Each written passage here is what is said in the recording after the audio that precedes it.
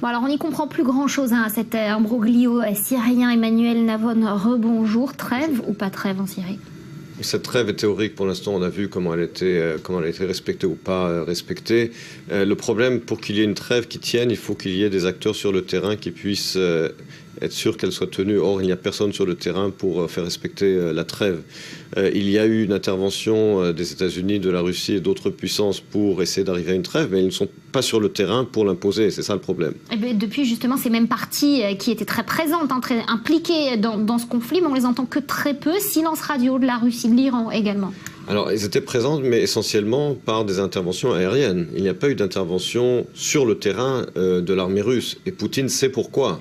La Russie se souvient de l'Afghanistan.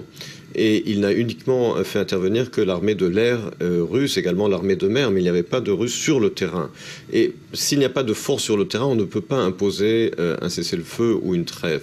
Et Poutine a eu beau faire des muscles et montrer qu'il était le plus fort, qu'il allait intervenir, etc. Mais le fait est qu'il n'est intervenu que par voie aérienne et qu'il a fini par se retirer. Il sait pourquoi. Et donc, il a réussi à préserver Assad, en tout cas temporairement. La question de savoir pour combien de temps, c'était ça son but. C'était également le but de l'Iran. Mais au-delà de cela, il ne peut pas imposer le régime d'Assad sur tout le pays. Quid à présent, justement, puisque vous en parliez de Bachar el-Assad, est-ce qu'il est redevenu le maître des lieux en Syrie? Non, il n'est pas redevenu le maître de la Syrie et il ne redeviendra pas le maître de la Syrie. Il pourra peut-être à terme maintenir son régime sur le territoire qu'il contrôle si Poutine décide de continuer de le protéger internationalement. Mais il y aura, si tel est le cas, il y aura une partition de facto de la Syrie.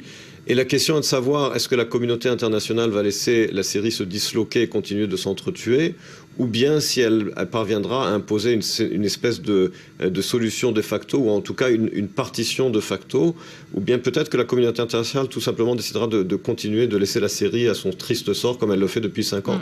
Merci beaucoup Emmanuel Navon pour ces explications.